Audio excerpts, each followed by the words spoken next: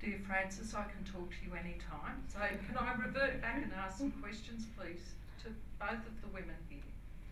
When women need support, we gain it often from women, and sometimes we're very lucky to get support from men. And I imagine that both of you will have had the experience with fathers or men in your family who have supported you a lot. I know as a trade union official, if we struggle for women, sometimes the men who support us aren't embraced very happily by other men, and so they can be diminished for their support for us. Now, I know nothing about Pakistan, but can you tell me please, what are the challenges for women in helping to teach men how to deal with when they are challenged for supporting us? And maybe if you have a story from your family. Does that make sense, what I'm seeking? Yeah, it does. And I'll try and maybe respond to that. And yes, you're absolutely right. I have been supported by my father, by my brothers, and then by my husband. You can't do what I do without that support. Also from my mother, my sister, my cousins. Like I said, I was lucky enough to grow up in a family where women actually are much more highly educated than the men are actually.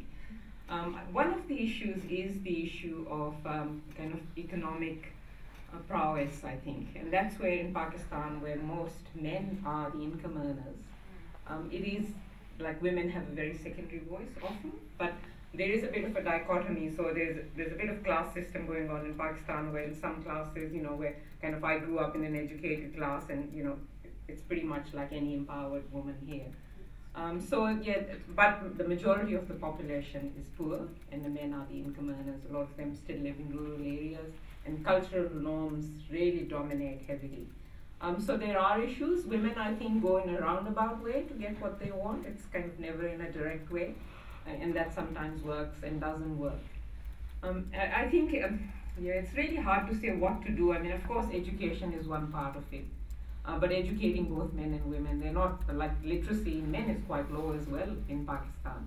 So I think it does need the education of both men and women. It does need strong leaders to come out and talk about these issues. I don't think leaders have often spoken about these issues a lot at all in Pakistan.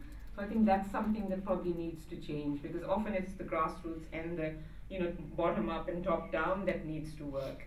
And I've been a very strong member of trade unions as well in Australia, so I understand exactly what you're saying. I'll hand it over to Naila. Thank you, Marine. It's not as easy to explain, because for myself, I can say I was very fortunate. I also come from an educated background. My parents encouraged. But it was funny that my father encouraged me more, and my mother was more concerned that I was becoming more rebellious, and that how will I fit in, in the system. So she would tell me more about the norms rather than my father. And I would always shrug my shoulders and don't, respond to her. Now we are like friends, but at that time we weren't. But it's really interesting. Empowerment, Marine, I would say, is a very complicated thing, because I remember at home we had this cleaning woman who used to come, and she would be bruised at times. And one day I sat with her and I asked her, why is she bruised? Did she have a fall? And then she was in tears, and she said, well, in her locality, women were working, whether they were housekeepers or, laundry girls or whatever. The men were not working. And they would beat the women to take the money to go and enjoy themselves. And like I was talking to Marike also, that an economically empowered woman then becomes very attractive for marriage, because she's empowered, and the man may not be as empowered but marries her to be able to control her resources and her.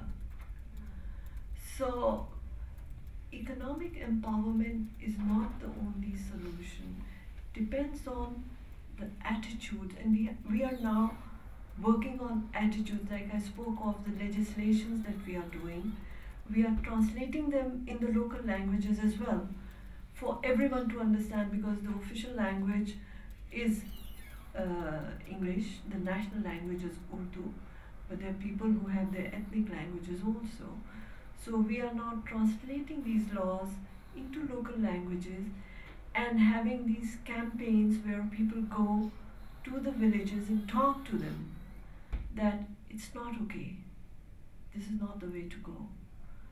And they're realizing that a comfortable and an independent woman doesn't necessarily have to be a threat to the social fabric. Actually, she consolidates the family.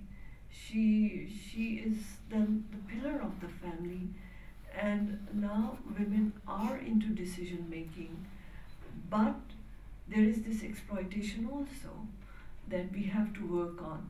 So human relations are very complicated, but we need to work on them, and we have to take case to case basis of how to reach out and how to help in different echelons.